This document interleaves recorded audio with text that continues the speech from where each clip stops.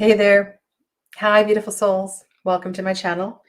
My name is Sadhana, and I just realized I probably didn't make this a private video.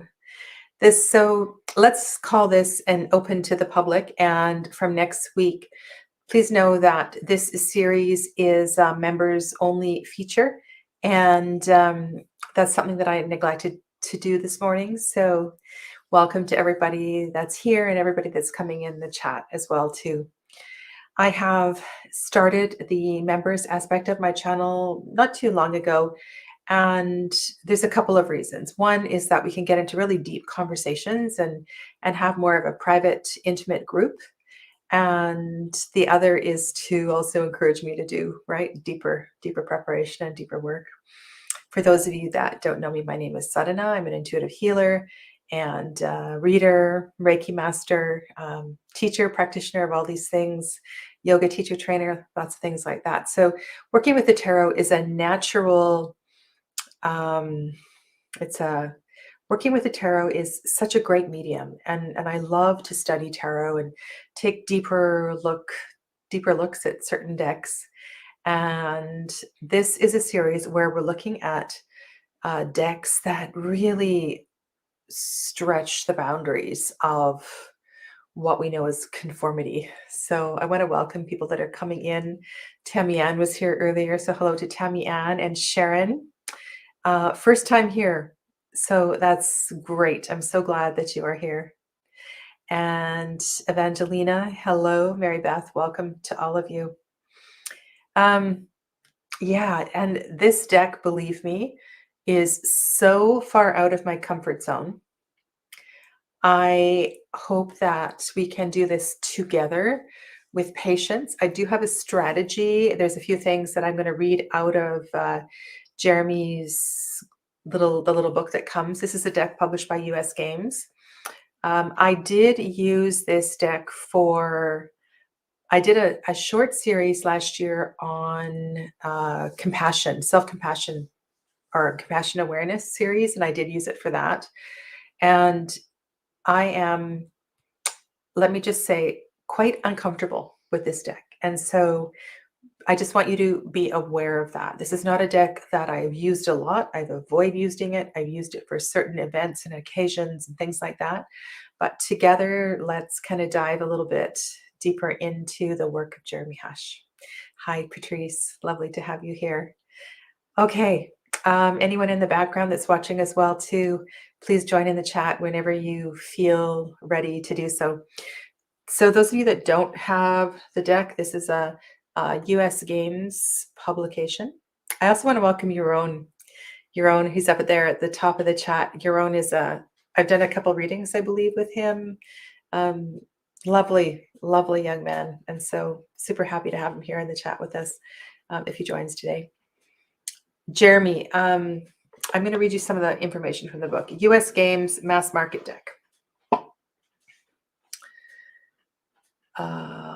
So I am thinking that we will probably do in the neighborhood of 7 or 8 sessions with this deck, but don't quote me on that.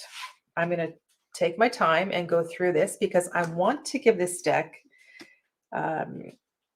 some due consideration. I do not like to dismiss or sell or, put a deck on the back burner without giving it a serious look. And this is my serious look at the Hush Tarot. Hi, Heather. Okay. There is something haunting about this deck for sure. What we are looking at here are the 4 aces.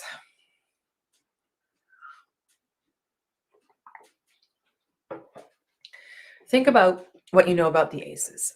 The aces are the pure potential of the suit. They are also a gift. And you can keep those words in the back of your mind. What I'm sensing from this deck is that there's a tremendous departure from conformity. and Mr. Hush. Wouldn't it be nice to get Mr. Hush and have a little chat with him about this? I would love to do that. There's two things that strike me, and these are both in the introduction. He says that the Hush Tarot represents a specter of dreams, a destination without end, and this is a compilation of creativity and personal inspiration. He also states later on in the introduction that there is meaning in the direction they walk. Actually, I'm going to go back one sentence. There's a great sentence just before that. My characters are always on a journey. So let's look at every single card and see if we can apply this to it. My characters are always on a journey. They appear lost in the weeds, but there is always a hidden clue. There is always a hidden clue guiding them to the way out. Hi, Jonathan. There is meaning in the direction they walk and an expectation for every turned glance. So I am the type of reader that I always pay attention to direction, the way that cards and figures and animals are facing each other. That's not new to me. But what is really curious is that sentence where he says, there is a way out of every card. So it's almost as if every single painting is a situation that you find yourself in, and then there's a solution in every card. So that's a really interesting thought to ponder.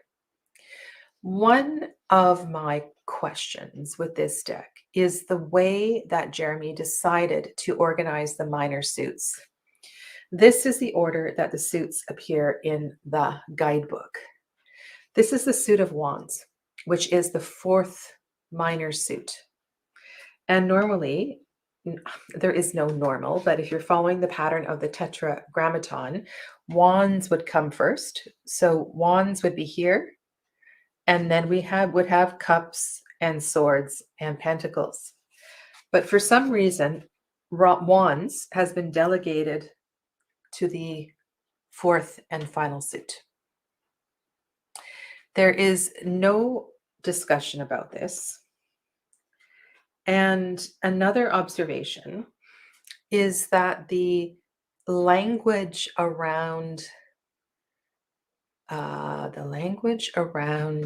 theme of elemental theme seems to be muddied a lot.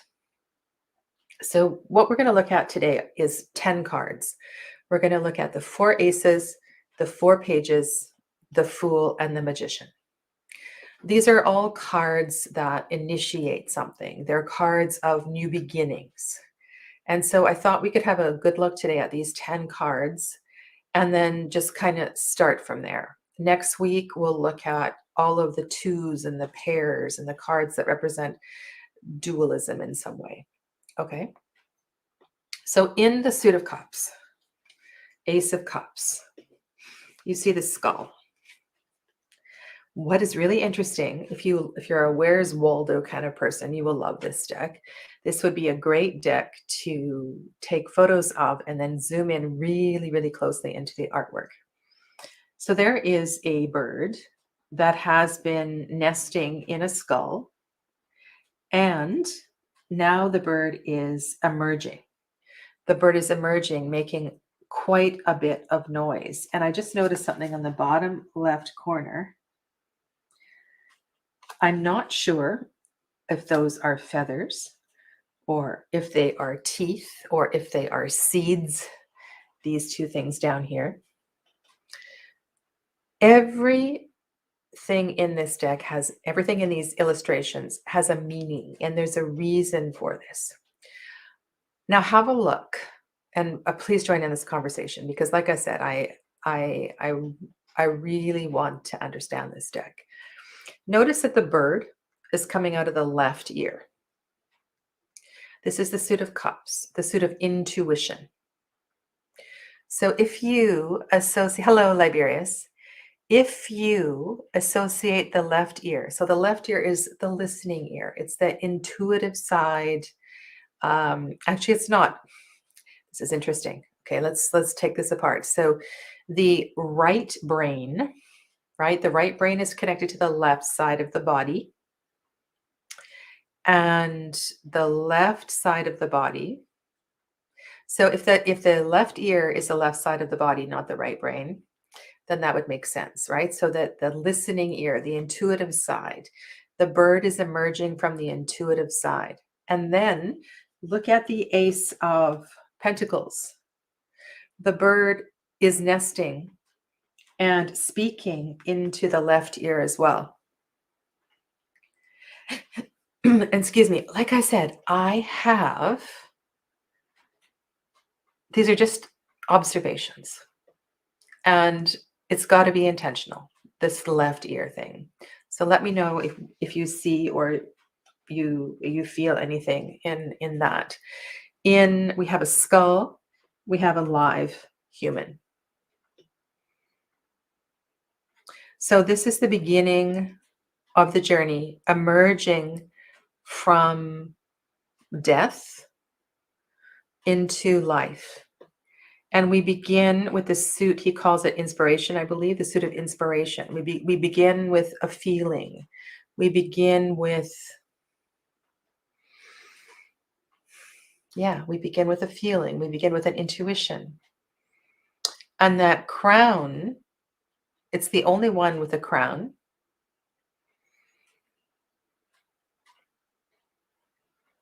What does that crown symbolize, right?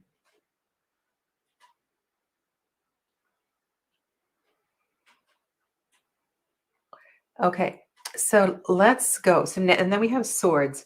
Another thing in this deck that's really tricky if you're not super familiar with it, the swords symbol is straight across and the wand has this little kind of knobby thing on it.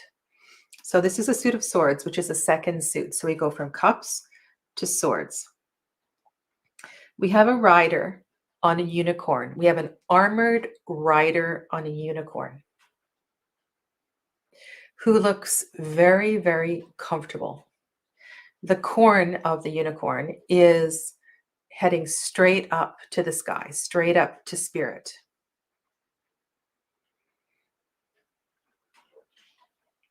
And then if you look closely, I'll hold this one up. There are a bunch of hawks that are nesting. There's some other faces as well too in the body of the horse, the unicorn. And notice also how heavily the unicorn is bridled. And for an animal that is such a spiritual, ethereal, an animal that exists in liminal space, to see it so bound and controlled is really interesting.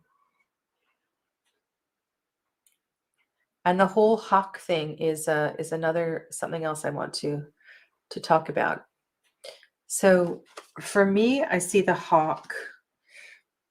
I mean, I'm not going to get into specific genres of birds or anything, but the hawk helps us to see, right? The hawks see from high. They are also, birds of prey.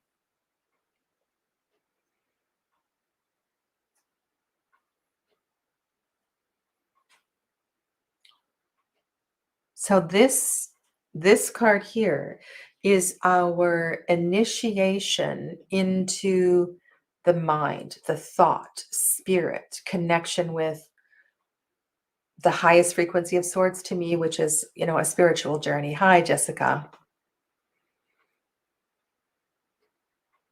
Okay, so just think about this. Why have we gone from emotions, subconscious, so we're going receptive feminine suit, masculine suit, receptive feminine suit, masculine suit. And for those of you that are just coming in now, this is the order that Jeremy presents the minors, and instead of having wands first, wands are last.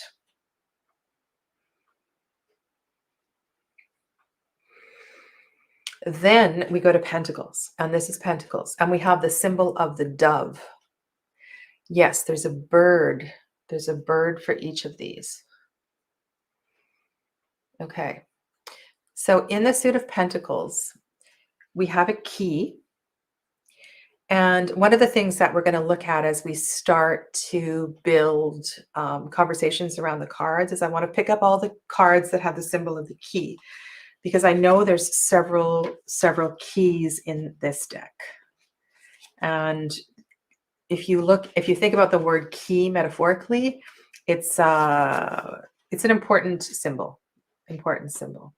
So I just want to make sure that I have all of the birds correct, because some of you might have information about the birds. So the bird in the suit of cups is not named. It's just called the little bird. And then we have several hawks in the swords. We have dove here, and I believe this is starling in the suit of pentacles. I'll just quickly double check. Ace of Pentacles. Not Ace of Pentacles, Ace of Wands. Thank goodness this book isn't very big. It's a sparrow. It's a house sparrow. Okay. So how tightly things are. I'm really liking Liberius's comment here. So how tightly things are wound, or how tightly things are bound, I know is a theme in this deck. And it comes up in a lot of the majors and a lot of the minors. So is there a sense of freedom, or is there a sense of restriction? And this Ace of Swords to me has me really, really wondering, because of the amount of restriction, both on the rider as well as the animal. And that is a spirit animal, you know, that is an animal that I would consider to be quite free. Let's look at the dove. Doesn't he draw hands beautifully? I mean, hands are such a challenging thing to draw, and he does such a gorgeous job with that. Okay. So we also have a thread around the right index finger. And I have a feeling that right hands and left hands are going to play into, when we start to do larger spreads, I want to pay attention to right hands and left hands.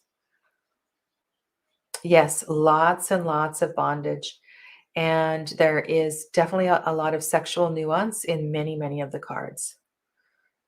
Yeah. And I guess I should put a warning, maybe an 18 plus on these videos, because that interpretation can definitely be picked up in many, many layers. So let's talk about the energy of the dove. The dove is one of those birds that connects us. I'm going to say much like the unicorn, but in a different way, to spirit, right? So the dove is a symbol of the Holy Spirit. And I'm sure in other cultures other than the Christian stories, the dove is a very special energy. The dove is also a symbol of love and peace. And here the dove is resting on the right hand.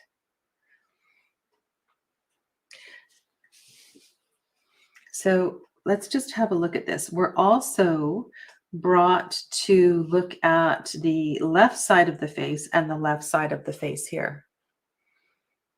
And I don't know if this is going to make sense as we go through all of the cards, but let's pay attention to lefts and rights and the degree of, I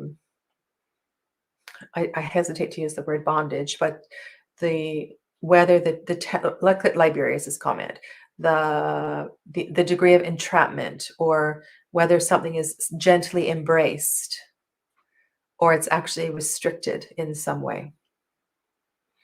Something kind of crazy there. Now I want to turn the Ace of Wands on its side. This card could almost be a horizontal card if you look at it this way. And in the guidebook, the author does address the needle that is in the sparrow's mouth and the fact that the work has begun. The needle is threaded. The needle is threaded. The human is perfectly aware of what's going on there, or they're startled. Are they alarmed? What kind of a dream would this be?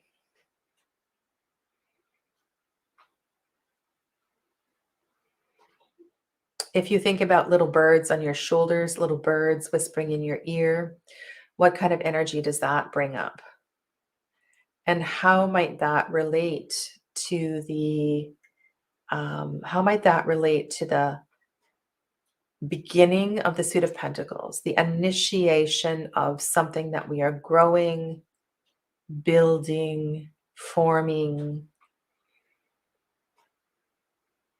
And I wonder also if the author sees this suit as one of integration. Thank you for that, Kristen. Kristen says that the dove that we see as in the Ace of Pentacles is a symbol of the goddess Ishtar, who is a goddess of sexuality.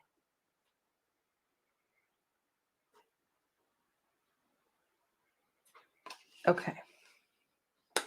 So let's just kind of pause with that. Those are the 4 aces that are presented from and growing from emotion. So we have the divine, for me, this is the divine feminine suit, the Suit of Cups, and we end with the divine masculine suit. And so we have the divine feminine and masculine suits on either side, and then in between we have air and pentacles. I know there's a lot of different ways to look at this, but that's another observation. Now, underneath these cards, I have placed the pages of the same suit. So in the Suit of Cups, we have a bluebird who is taking a piece of a hornet's nest. There is mention of the hexagonal shape of the bits in the hive, connecting this to the heart space. So, okay, here we go. Suit of Cups, hexagons in the wasp's nest or the hornet's nest. I can't remember which. Not a beehive. And bluebird. One of the words he uses to describe the song of the bluebird is curiosity. Why would a bluebird take a piece of a hornet's nest?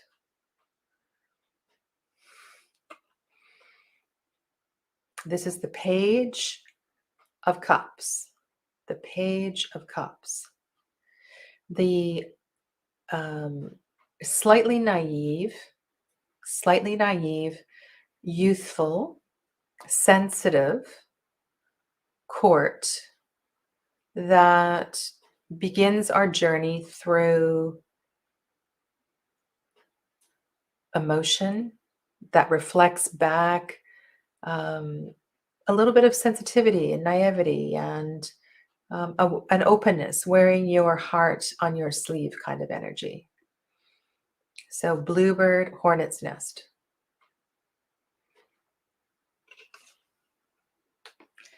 And here's the Ace and the Page of Cups.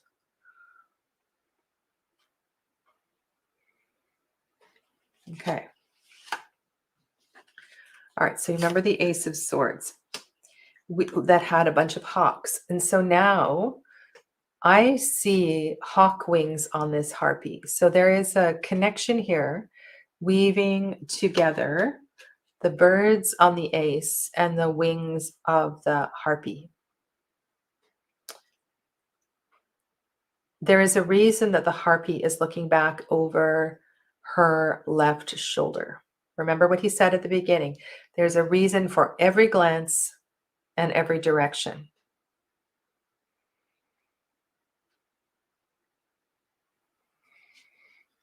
Okay, and then Jonathan's comment goes back to this one, right, which is the Page of Cups. The Page of Cups. This is the Page of Swords. Here we have another skull.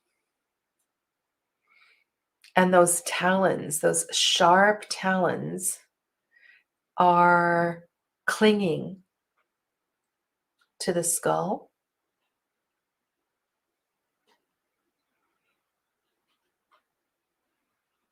And so in a reading, the way that this face is looking back, I think is really going to, I'll read you the description, Jonathan. This is the Page of Cups. No, this is the Page of Swords. Okay, ready? The harpy is a fierce spirit. She represents your strength of will with her great wings and terrible claws. The decorated skull symbolizes the remains of your past ventures as you ready yourself for the new path ahead.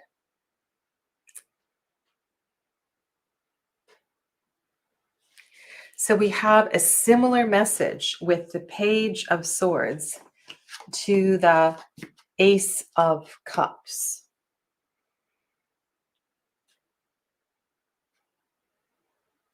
Very, very similar. Very similar cards. Okay. Then here is your Page of Pentacles. So we have two goats. So we have a sign of Capricorn here. We have a really interesting headdress. And again, lots and lots of bondage. Tendrils wrapped around the arms. The heads of the goats are coming together, right? So this is a coming together of minds, perhaps. Also notice what she's doing with her hands. Her fingers are placed on her temples.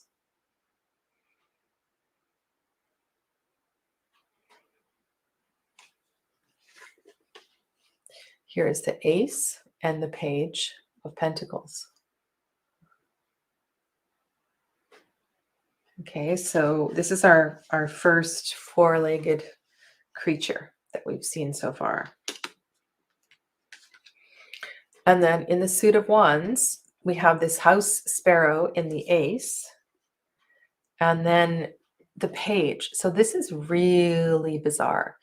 He describes this page as creating whatever she needs from whatever she needs. So she is resourceful. She uses what is there. And you can look at some of these.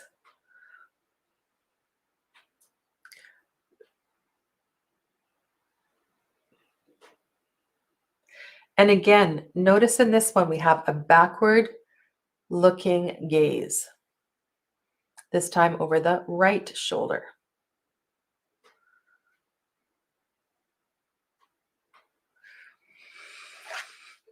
Okay, so these are the aces and the pages.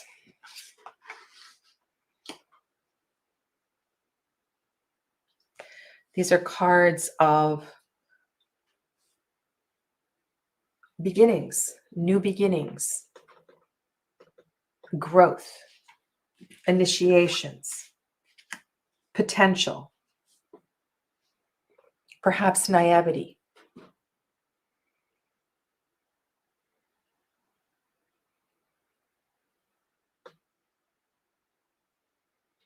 And remember that this is not this is a dream deck.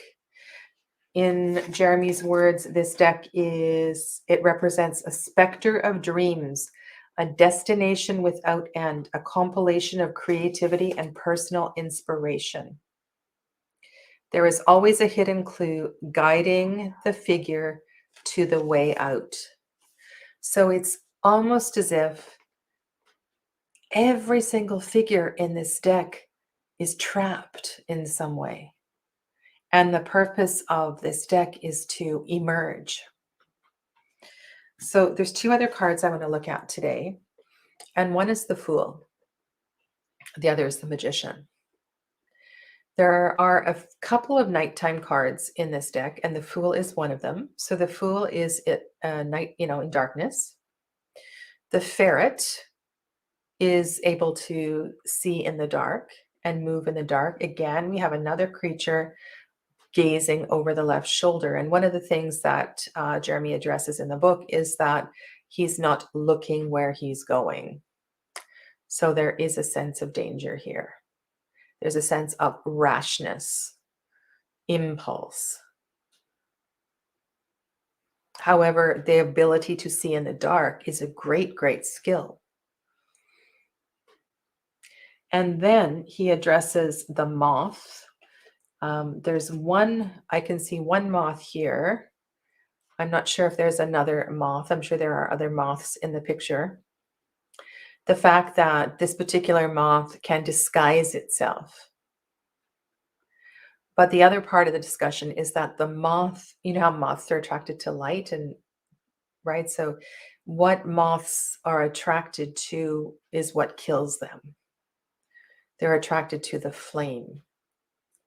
So it's a very I want to say it's a cautious card. Tamian sees three moths. I don't feel a sense of adventure with this card. I feel a cautionary tale coming on. And I'm wondering if you see the message of the Fool replicated in any of these cards that we've already looked at.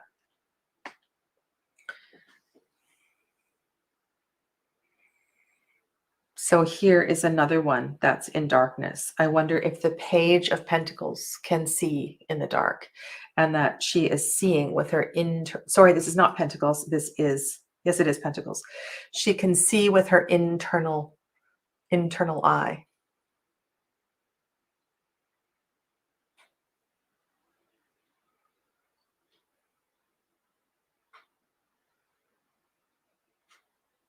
Okay. Let's pull out, let's put this one on top, the unicorn and the dove. I'm going to put the dove on top because these are creatures that cross, they cross, what's the word? Right? They cross the veil. They cross the veil. These creatures here. In the Magician card, we see what looks to me, and I've joked about this card as being the young Frankenstein card. And sometimes I see the Magician as the mad scientist. And I really feel that energy here.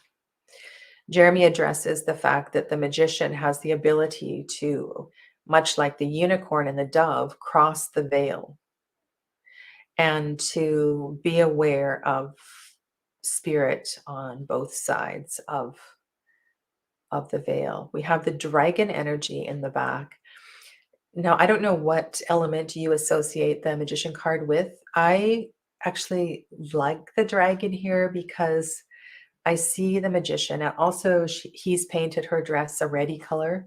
I see the Magician as quite an active card, but I know traditionally it's associated with the element of air and occasionally with the element of earth.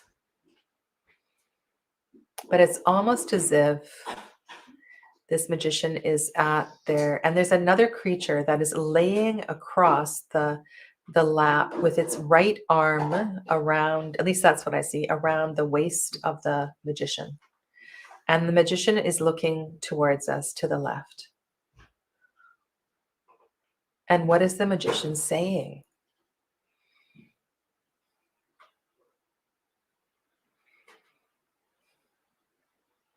The Magician is a 1. The Magician initiates, right? So when we see any of these cards in a reading, these are cards of opportunity, opportunity for a fresh start, for a new beginning, for the next kick at the can. And if we look closely at all of the animals, whether they are in liminal space or in the third dimension, I'm sure we would have an animal that represents each of the elements as well too. Let me just read you. This Magician card is really something. I want to read you something here from Mr. Hush. The Magician is the tie between the spirit and the physical world. This card represents the balance between the wild of the inner animal. This is good. So I was thinking when I read this earlier, do you know the children's book, Max? What's it called? Where the Wild Things Are? That's what I was thinking when I read this earlier. This card represents the balance between the wild of the inner animal and the calm of the aligned mind. The wolf has long been linked with humanity, and while earlier hunter-gatherers were equipped with hands to wield tools, the wolf was armed with enhanced senses, eyes that see in the dark, smell, speed, and agility. And I have a feeling that cards that are linked by seeing in the dark will be an important thread or pathway we can weave through readings as we get a little further into this deck. So one symbol that we're going to need to look out for is skulls and emerging from skulls. The way that the figures are facing, or the looking back over their shoulders, that sort of thing. What Liberia said earlier, I really, this, whether it's tendrils or plant vines, or it's ropes or chains, the degree to which each of the figures is held or wrapped or bound is a theme that emerges throughout the deck. I'm going to carry on with the Magician. Together, our skills advanced each other, the wolf and the human. The Magician has the fortitude to bridge that relationship. The Magician has the fortitude, the strength to bridge the relationship between animal and human. Rediscover those forgotten powers. And those forgotten powers are the ability to see in the dark, the sense of smell, speed, and agility. Balance the primitive and the sophisticated. Hold it tightly and manifest the power to help, not hinder. The wolf has a hunger. It devours. It feeds as if many may never feed again. And we must keep a strong hold on our egotism. A pack works together, and with solitary efforts, we fall behind.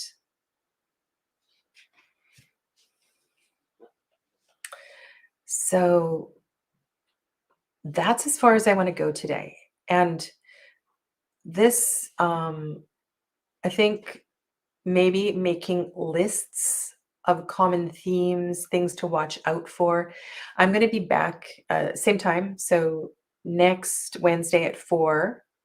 And remember this deck dive series. I don't know if you were doing the Marielle series with me. We're doing 4 p.m. the first 2 Wednesdays, and then the third and fourth Wednesdays will be 10 a.m. And these times are Pacific, Vancouver, Canada times. Okay. Yeah. I pick up the energy of the Magician as that of the hedge witch, seeing the disembodied wolf and just caressing the body. It's like the message of passing through the veil.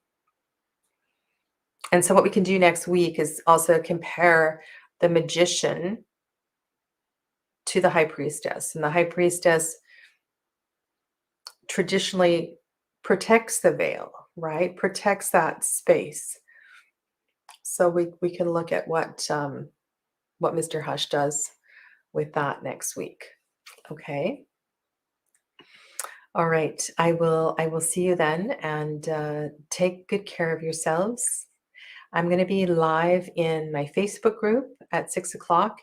And this week in the Facebook group, we're starting to use the Materia Prima as our inspiration for conversation. So I'm there every Wednesday, 6 p.m. And if you need a link to the Facebook group, it's in the description box below. Okay. Night, everybody. Have a lovely rest of your day. Namaste.